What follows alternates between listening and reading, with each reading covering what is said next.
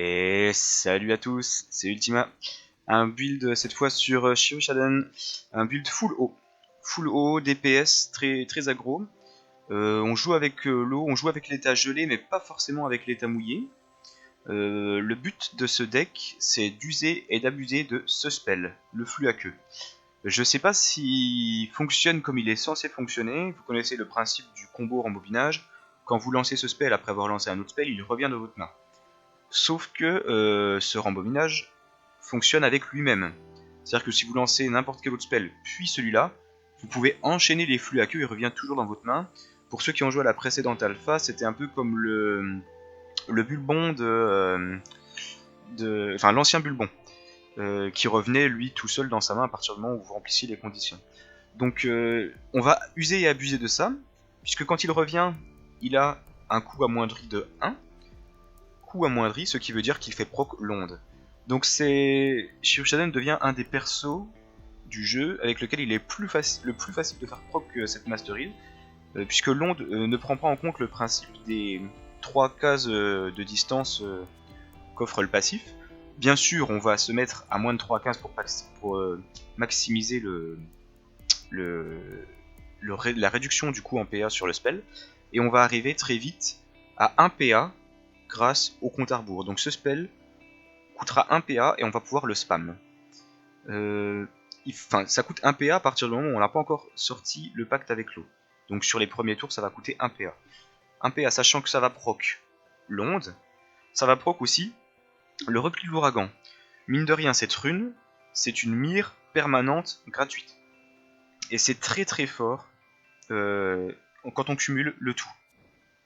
On joue en spell mono haut. D'une part, on va boost le flux à queue à la valeur maximale, et ça synergise extrêmement bien aussi avec le frisson à queue. Je vous avais déjà parlé de ce combo, frisson à queue plus anneau marchétif, ça vous permet de générer des PA et de la jauge gratuitement. En plus de mettre l'état gelé qui la plupart du temps soit inflige d'énormes dégâts à toute la team adverse, soit les empêche de lancer un spell pendant tout un tour, ce qui est tout autant puissant. Le reste des spells, c'est pour faire monter la jauge afin d'avoir le compte à rebours. Donc sur les premiers tours, on aime bien avoir le frisson à queue pour générer des PA qui permettent ensuite de générer encore de la jauge. On n'a aucune espèce de... On va pas chercher à avoir de la synergie avec les mires ou ça à la limite avec le gelé, pourquoi pas pour regagner un PA derrière. Mais les mires, on s'en moque, c'est uniquement de la génération de jauge ces cartes. La pioche est là également au début pour générer de la jauge. On aime bien quand on... La sortie idéale, c'est d'avoir le frisson à queue, le pacte avec l'eau direct pour qu'il commence à stack, éventuellement la pioche et le flux à queue. Le reste, c'est pour remplir sur le T1, le T2, jusqu'à avoir le compte à rebours. Donc au niveau des compagnons, évidemment le compte à rebours. Le gousset, un petit bonus de PA sur le T2 ou le T3 pour justement mettre les flux à queue manquants pour finir les monstres près de vous. Et Nox et Fairis sont plutôt... Alors Nox est là pour le PA supplémentaire quand il frappe. Il est aussi là pour sa présence sur la map. Vous n'êtes pas un tank, hein, vous avez un petit pool de HP correct, mais vous avez aucune résistance. Fairis, lui, c'est son aspect de téléportation qui va être important, puisque pour maximiser les dégâts, il faut être à moins de 3 cases des monstres que l'on vise. Donc Fairis nous aidera pour ça. Vous allez voir qu'une fois qu'on commence à enchaîner les flux à queue, la jauge monte extrêmement vite. Au niveau des anneaux, il y a l'anneau marchétif qui est obligatoire sur le build selon moi, puisque on joue énormément avec le gelé. Et il donne pas mal de critiques magiques, et le reste c'est vraiment du critique. On monte à presque 100% de critique. On a besoin de rien. On a besoin de rien d'autre dans le build. C'est pour ça que je pense que c'est broken tier actuellement. Vous allez le voir sur les vidéos contre les boss. On peut se permettre de prendre des rings uniquement pour du crit. On a un seul ring qui est utilitaire. Le reste, c'est vraiment que des dégâts. Et c'est vraiment pas compliqué à jouer. Au niveau des compétences, on va évidemment chercher l'onde. L'exécution muette qu'on va proc tout le temps. Le repli d'ouragan qu'on va proc tout le temps. La posture de l'air qu'on va proc tout le temps. Donc tout ça, c'est obligatoire, les 4 là. Au niveau du bleu, vous pouvez prendre un peu ce que vous voulez. J'ai pris ça parce que c'est de la génération de PA passive. Alors effectivement, les sorts plus de 5 PA, on n'en a pas des masses dans le deck, d'accord. Mais c'est toujours bienvenu. Et puis ça peut être utile sur le T1, T2, quand les mobs ne sont pas encore à votre portée, que vous êtes concentré sur votre génération de jauge, ça vous donne un petit PA supplémentaire par tour. On prend, c'est toujours ça de prix. Une fois que vous avez mis ça, je crois qu'il n'y a rien d'autre dans le bleu qui peut être intéressant. Ça éventuellement, ici, mais bon, ça marche que sur un sort. Vous allez voir que la mécanique c'est vraiment du spamming de spell, donc pas très intéressant. J'ai préféré partir là-dessus, c'est un petit peu de confort. Voilà, un petit peu de survivabilité, bon. Non pas qu'on en ait besoin, mais sait-on jamais. Voilà. Petite démonstration face à 2 boss, c'est parti. Donc on commence avec le donjon Schaffer en diamant 10. On a une sortie qui est pas mal, hein, puisqu'on a ça, ça et ça. Ils sont que 3, j'ai pas envie de faire le frisson avec eux, sachant que je sais qu'il va pop des crânes après. Donc je vais plutôt faire un petit mouillé, voilà, sur lui. On s'éloigne des tombes. Voilà, déjà 4, 2 de jauge, 4 dans la réserve. On n'a pas la pioche, c'est un peu dommage. Ça aurait été bien d'avoir le soin qui fait piocher, ça aurait bien combattu avec ça. On va quand même faire un bon gros deuxième tour là. Donc on consomme pour pas avoir trop de PA. Là ça va nous faire pas mal de PA, je dirais. Ok, on remonte à 7 PA, donc ouais, c'est carrément bien. On va claquer un premier ici. On n'a pas encore... Voilà, on a le compte à rebours, ça y est. Donc, on peut s'avancer ici sans trop de risque.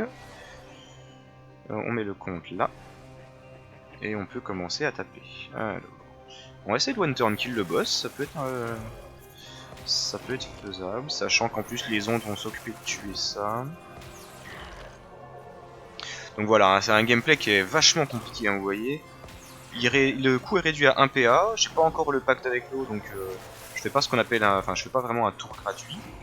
Mais voilà, je viens de one turn kill le boss. Est-ce que mon compte à rebours... Non, il se fait même pas aspirer. Il va taper ça. J'espère que je suis safe ici. Dans le doute, je mets le gousset devant. Je sais pas s'ils veulent faire des mécaniques où il veut m'attirer ou quoi, donc... il pourrait m'attirer ici pour que lui après me repousse ailleurs, je sais pas. Voilà, ce genre de truc que je supporte pas. Bon, mon gousset, au revoir, merci d'avoir joué. Je pense que j'aurai pas le temps d'invoquer le pacte avec l'eau, c'est pas très grave. Donc là il faut que j'arrive à me placer sans me faire tuer par la tombe. Ce qui va être compliqué. On va se mettre ici.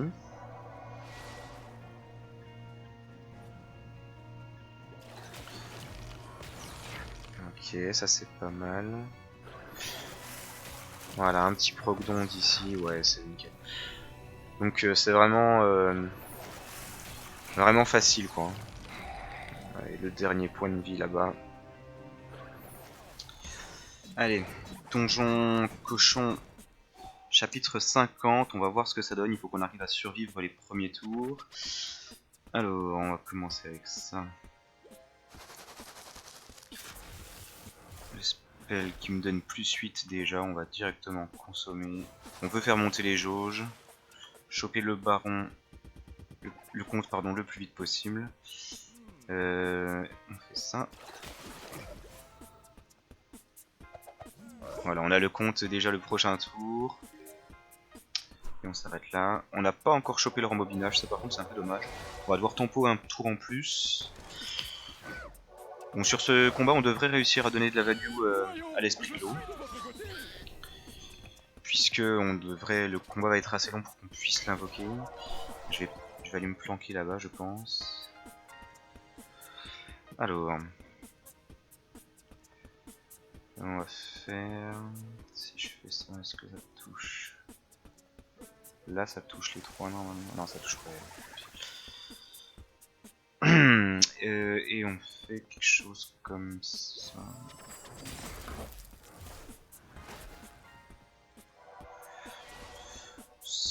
Bon, je vais prendre cher sur ce tour là mais c'est correct. Et voilà, j'ai le rembobinage.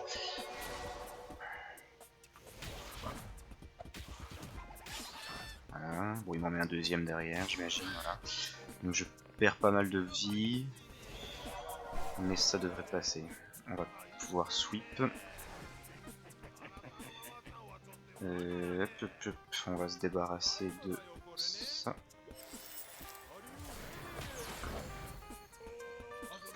Et on commence à sweep.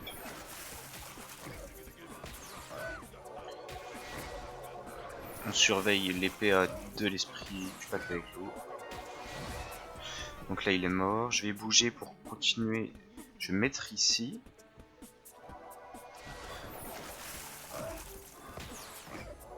Donc je vais tuer lui. Et je vais réduire ses PM à 0. Je pense pas que j'aurai le temps de la tuer elle. On va voir ça. Ah, par contre, je peux... Ah oui, il y a eux aussi. Je les avais presque oubliés. Normalement, elle est encore à 2 PM.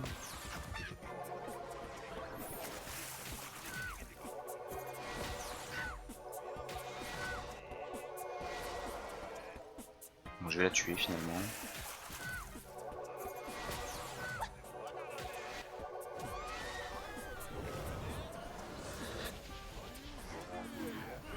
J'ai joué un peu trop vite là.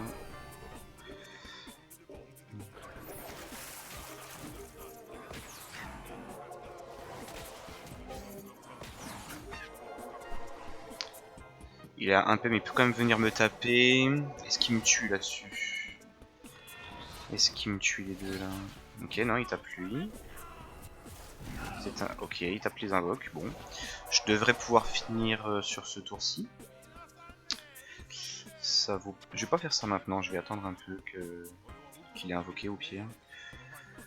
Ou alors je vais pas le faire du tout, alors faut pas que je commence par ça. Allez, je le fais quand même. Hop. Juste pour regagner des PA. Voilà. Et en plus il revient dans ma main, parfait. Allez, on sweep. Vous connaissez la chanson. Voilà, on va se mettre là-bas. Et on tape.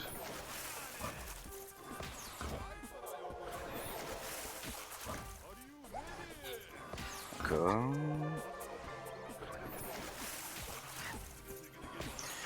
Ouais, donc c'est vraiment skillé hein, comme gameplay. Je pense pas qu'ils avaient prévu que ça se fasse une telle interaction. Donc dès qu'on a l'esprit avec l'eau, on a un combo infini, regardez. Je perds pas de PA, les PA que j'utilise, je les dépense grâce à l'esprit de l'eau. On va se mettre là-bas. Et voilà. Donc pas spécialement compliqué ce build. Je sais pas s'ils avaient imaginé cette interaction. Bon, le spell rembobinage qui se rembobine lui-même, je sais pas si c'était comme ça sur la précédente alpha, je pense pas. Bref, j'espère que ça vous a plu, n'hésitez pas à laisser un commentaire. A bientôt.